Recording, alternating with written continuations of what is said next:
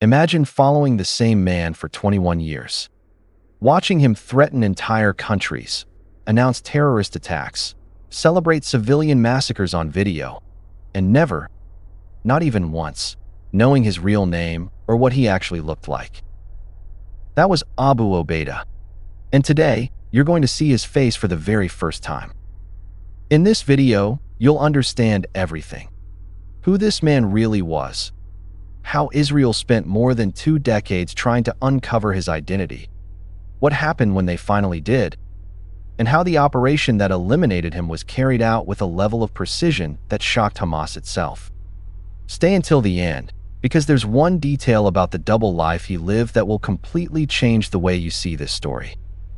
In 2006, a short video appeared online.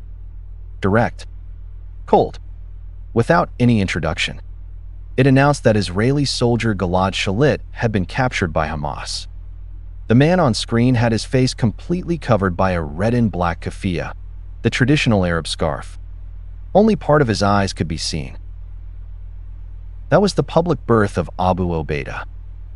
From that moment on, he became the official voice of the ad-Din al-Qassam Brigades, Hamas military wing.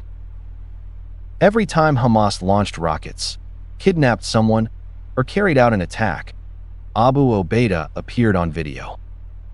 Always wearing the same mask, always speaking with that strangely calm, controlled voice. A voice that felt deeply unsettling considering what he was talking about. In 2014, Israeli media attempted to reveal his identity by publishing a photo of a man named Huzaifa Samir Abdullah al-Khalid, claiming he was Abu Obeidah. The al-Qassam Brigades immediately denied it. One Hamas leader declared that Abu Obeidah does not appear and will not appear before the media, and said that only a very small number of people in the world knew who he truly was. They weren't exaggerating. This is where the story starts becoming truly absurd. Think about what this actually means. The Mossad, one of the most advanced intelligence agencies on Earth, could not identify a man who regularly appeared in videos watched by millions of people. Voice recognition specialists analyzed every recording he ever released. Body language analysts studied his movements frame by frame. Image processing technology was used to examine every detail of every video. Israel even offered massive rewards for information about his identity. And still nothing. Because Abu Obeidah operated with a level of caution that bordered on paranoia. He recorded videos in completely generic locations with no identifiable features. The audio was sometimes intentionally distorted to interfere with voice analysis. And the mask, of course, never came off. Not once. After his death, leaked intelligence reports revealed the security protocols he followed. He recorded exclusively inside underground tunnels, always with multiple escape routes prepared in advance. Immediately after every recording, he relocated and never stayed in the same place for more than a few hours. He used disposable phones that were physically destroyed after each use. He never communicated digitally with Hamas leadership.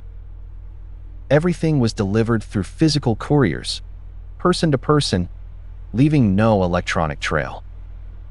And the number of people who knew his real identity was believed to be fewer than 10 individuals worldwide. In October 2023, Hamas carried out the deadliest terrorist attack against Jews since the Holocaust. More than 1,200 people were killed in a single day. Entire families, children, elderly civilians. A massacre that shocked the world. And who appeared in Hamas videos celebrating it? Abu Obeidah. Still wearing the red and black mask. Still speaking with the same calm voice. Declaring victory. Threatening further attacks, once again becoming the public face of terror. But after October 7th, something changed inside Israel. It was no longer just about identifying Abu Obeidah. It became about eliminating him. No deadline, no limitations, No shortage of resources. The hunt intensified to an entirely different level. Every second of his videos was analyzed obsessively. Every word dissected. Every background detail examined with almost irrational attention. And sometime in 2024, investigators finally got their first major breakthrough. In one brief moment during a video, Abu Obeidah's mask shifted slightly. Not enough to reveal his full face, but enough to expose one specific detail. A birthmark near his left ear. Combined with years of voice analysis, speech patterns, and human intelligence inside Gaza, investigators slowly built a profile. And eventually, that profile led to a name. Huzaifa Samir al-Khalid. 41 years old. Married. Father of 3. Living in an ordinary residential neighborhood in Gaza City. And this is where the story becomes almost unbelievable. Neighbors described Huzaifa Samir al-Khalid as a quiet and polite man. He worked as an Arabic teacher. He walked through local markets, talked casually with people, lived what appeared to be a completely normal life. Nobody around him had any idea that this quiet schoolteacher was actually Abu Obeidah, the masked Hamas spokesman hunted by intelligence agencies across the world. That total separation between his two identities was his greatest weapon.